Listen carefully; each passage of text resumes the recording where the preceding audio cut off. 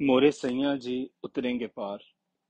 कच्ची फकीरी और चिल्लों की बात बहावलनगर के थल में रेंजर्स की चौकी से चली थी।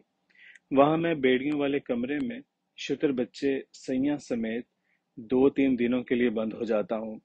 उधर शुतरों का सौदागर बाबा हिकमत यार, गुलाम हुसैन और गुलाम अब्बास मेरे कमरे से बाहर निकलने के इंतजार में बैठ जाते हैं। चंद्रमा कतान से सरन काली रैन यानी शबे यलदा 2 रोज बाद थी। जदूली तरतीब तक़सीम में फ़िलहाल साद सात की सूरत-ए-हाल वाज़ेह नहीं थी। अगले रोज़ सोमवार मंगलवार के दरमियानी शब किसी भी समय चाँद ने मथना था। बस इसी किसी लम्हाए बेदार में मुझे वज़ीफ़ाए हुमुल पा के चिल्ले का चिल्ला चढ़ाना था, जो उस लम्हाए मौलूद तक बरक़रार रहता जब तक नया चाँद मुगट न ले लेता। यहीं फिर इस मखसूस हिस्सियात के हामिल शुतर बच्चे का अमल शुरू हो जाता, जो बिलाखिर इस खास मुकाम तक रहबरी पे मुतनज होता, जिसे रेगती चिल्ले वजीफे की तकमील के लिए मौजू या मुंतखब पाया जाता है। ये चिल्ले मुजाहदे, रियाजतें वगैरह शमशीर की धार पे पाबरहना धमाल डालने के मुतरादिफ होते हैं। अंग लग जाए और रंग चढ़ जाए तो खैर, वरना दो पारा होकर कट गिरना ही तो होता है। ये खेल खेखन दीनो दुनिया से फारिग तारिक खेलते हैं, जिनके आगे पीछे कोई कोसने पीटने वाला ना हो, या फिर वो जिनकी पुश्त पे किसी अजल कामिल का हाथ होता है। अपना शौक ज़ौक लिए अपने बाबा के हुक्म के मुताबिक मैं बिलइल्तिज़ाम बिलतरतीब ये राहें तय करता हुआ आगे अपनी मंजिल की जानिब रवां दवां था। बिलाशुबा मुझे तायदे एज़दी और अपने बाबा जी की बेपनाह शफ़क़त व तवज्जो हासिल थी। नूरी, अलवी, इफ़लाकी उलूम की तहसील का मकसद ही इंसानियत की खिदमत होता है, जबकि सिफली नारी उलूम शैतानी ताकतों के हसूल के लिए सीखे जाते हैं और इसके लिए इबलीस लाइन से इस्तेआनत हासिल की जाती है। सिफली उलूम व अमल के लिए जो चिल्ले खैंचे और जैसे खंडल खंडाल खेडे जाते हैं, इनकी अव्वल और आखिर नजासत व खबासत और शैतनत व शतीहात ही होती हैं। इंसान जब लिबास पहन लेता है तो जानता है कि उसका तन ढांपा गया है। दरो दीवार अंदर बंद हो लेता है तो समझता है कि वो रूपोश हो गया है। इसी तरह सांसें लेता है तो जिंदा और नब्जें डूब जाएं तो खुद को मुर्दा तस्वुर करता है।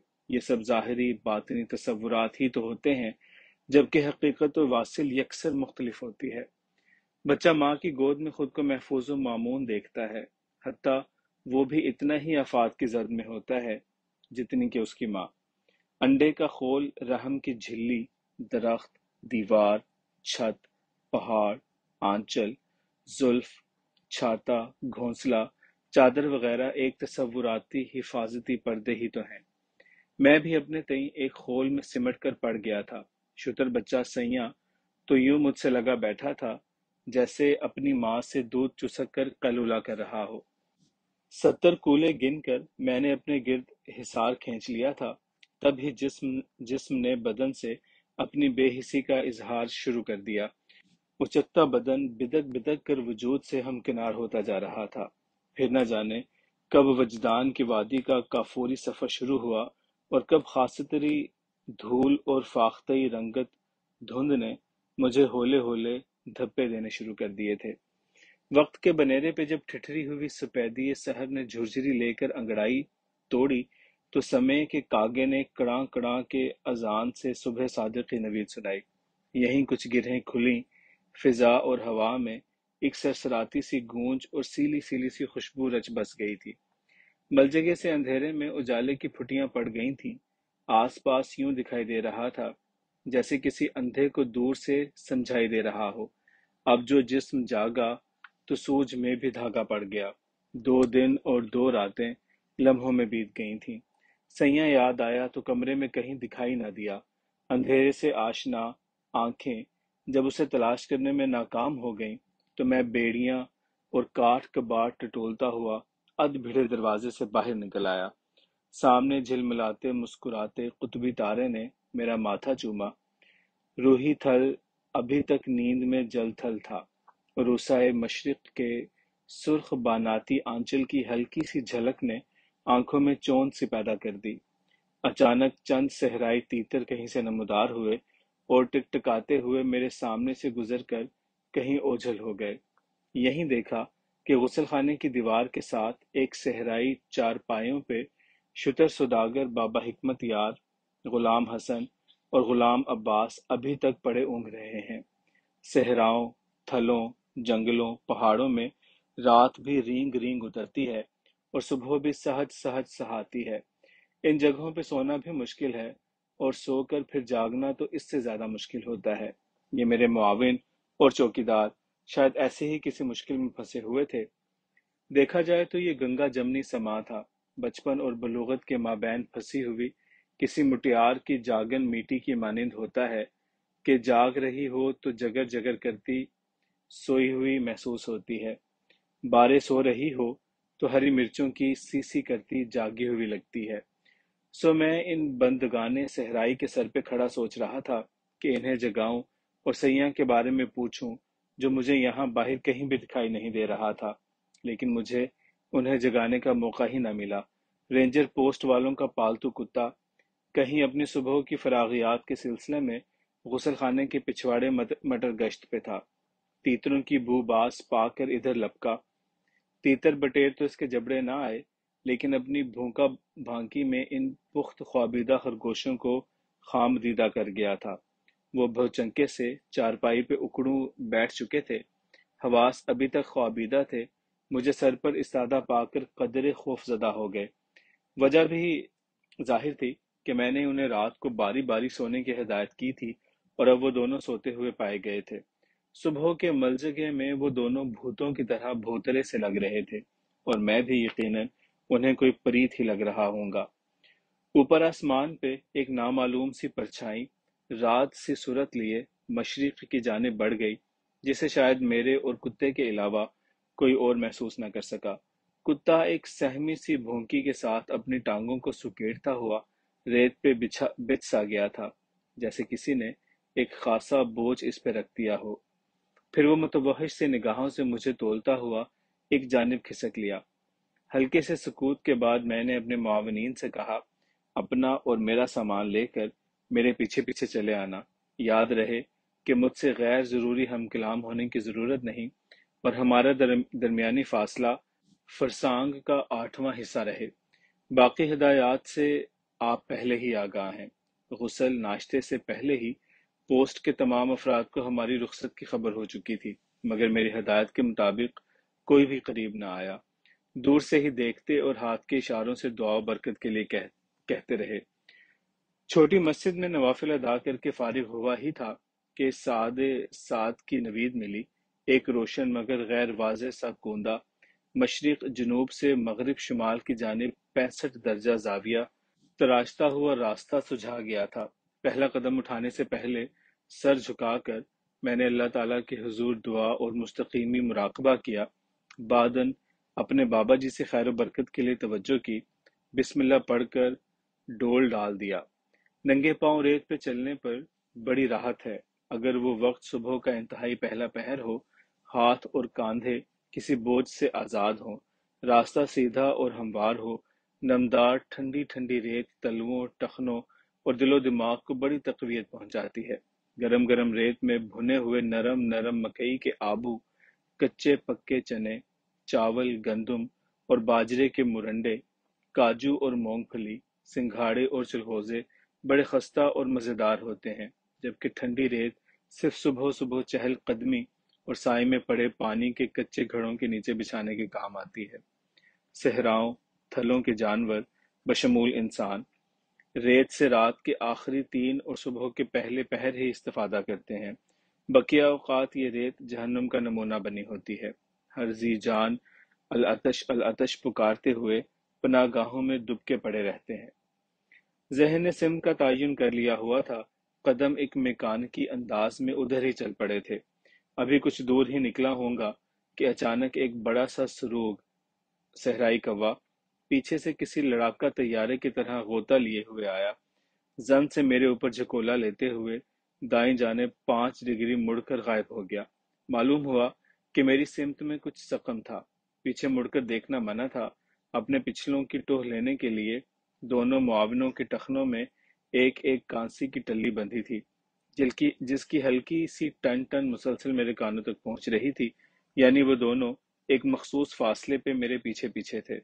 میرے دائیں رخسار پہ گلال رنگت غازہ کھل اٹھا، مشرق میں آسمان کے نیلے اوندھے کناروں کے نیچے جیسے آگ سی لگ گئی تھی۔ کچھ ہی دور اور چلا ہوں گا کہ وہ جہان بہار شتر بچہ یعنی میرے سیاں نے پیچھے سے مجھے اپنی موجودگی کا احساس دلایا۔ وہ دھیمے دھیمے بغبغاتے ہوئے چند لمبے قدم پیچھے چلا آ رہا تھا۔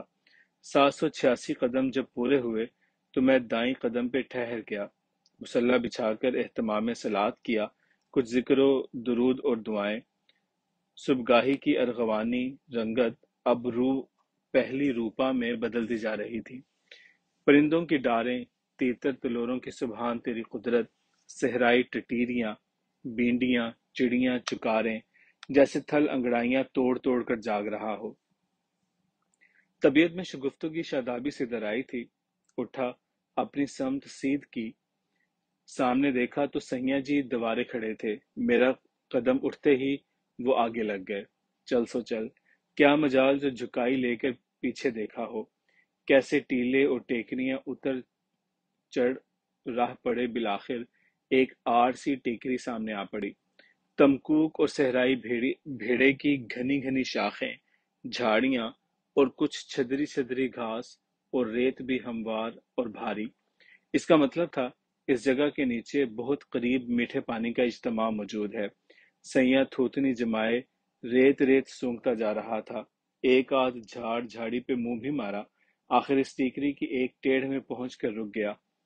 تھوڑی دیر وہ کچھ سونگتا رہا، دائیں کبھی بائیں، جیسے کچھ تلاش کر رہا ہو۔ اب جیسے اس نے وہ کچھ پا لیا جس کی اسے تلاش تھی۔ اگلے پاؤں سے اس نے ریت پہ اکھاڑ پچھاڑ شروع کر دی۔ کمزور سا بچہ لگتا تھا دیوانہ ہو گیا ہے۔ منہ نتنوں سے عجیب سی آوازوں کے ساتھ دھواں سا خارج ہو رہا تھا۔ میں ذرا ہٹ کے کھڑا اس کی وحشت کا جائزہ لے رہا تھا۔ وہ گرد و پیش سے بے نیاز چپٹے پاؤں سے ریت کے رتے اڑا رہا تھا۔ اس طرح وہ ایک دو بار لڑکھڑا کر گرا بھی، لوٹ پوٹ کے پھر اپنے کارے وحشت میں جٹ گیا۔ اس اتھل پتھل والی جگہ پہ اب اچھا خاصا گڑھا سا بن گیا تھا، مگر وہ اسے مزید گہرا کرنے پہ تلا ہوا تھا۔ وقفہ وقفہ منہ اٹھا کر آسمان کی جانب بھی دیکھتا اور پھر میری جانب بھی۔ دیکھا ہے کہ ہاتھی، کتا اور اونٹ اگر پاگل ہو جائیں تو انہیں کھلا نہیں چھوڑا جا سکتا، وہ بے حد خطرناک ہو جاتے ہیں، انہیں ہلاک کر دیا جاتا ہے، اور اگر انہیں ہلاک کرنا ممکن نہ ہو تو پھر یہ فطرت کی کسی نہ کسی گرفت میں آ کر خود ہی ہلاک ہو جاتے ہیں۔ گو یہ بچہ تھا مگر تھا تو اونٹ۔ اپنی تمام تر ناتوانی اور کمسنی کے باوجود وہ ایک بھرپور وحشی کی مانند گڑھا کھودنے میں جٹا ہوا تھا۔ مجھے تو محض دیکھنے سے ہی دانتوں پسینہ آ چکا تھا۔ اس کا کیا حال ہوگا؟ لوہے کی فنڈوریوں میں پگھلے ہوئے لوہے کے ساتھ لوہا بنے ہوئے مزدور، اینٹوں کی بھٹی میں مٹی آگ سے رزق کشید کرتے ہوئے محنت کش، تعمیراتی جگہوں پہ 16 اینٹیں سر پہ اٹھانے والے دہاڑی دار، فصلوں کی بجائی کٹائی والے دہقان، اور بڑے بڑے کاروباری لوگوں کے لیے قالین بنانے والے، قیمتی پارچات پہ زر دوزی کڑھائی کا کام کرنے والے ہنرمند، اگر اپنے قماش میں جنوں تراری سے کام نہ لیں تو وہ ایک لمبا عرصہ تک پیٹ کے جہنم کا ایندھن مہیا کرنے کے اہل نہ رہیں۔ مگر یہ کم سن شتر بچہ تو کسی طور اس ذیل میں نہیں آتا تھا۔ گڑھا شاید اتنا کھد چکا تھا کہ وہ خود اگر اتر کر بیٹھ جائے تو اوپر سطح سے برابر ہو جائے۔ باد سموم کئی طرح کی ہوتی ہے، مختلف صحراؤں میں یہ مختلف صورتوں میں وارد ہوتی ہے۔ مصر، عراق، اردن اور سعودی عرب خلیج کے ریاستوں کے چھوٹے بڑے صحراؤں میں یہ بالعموم ایسی خطرناک یا جان لیوا نہیں ہوتی۔ اس کی آمد پہ کاروان فوری طور پہ منہ ناک ڈھانپ کر لیٹ جاتے ہیں۔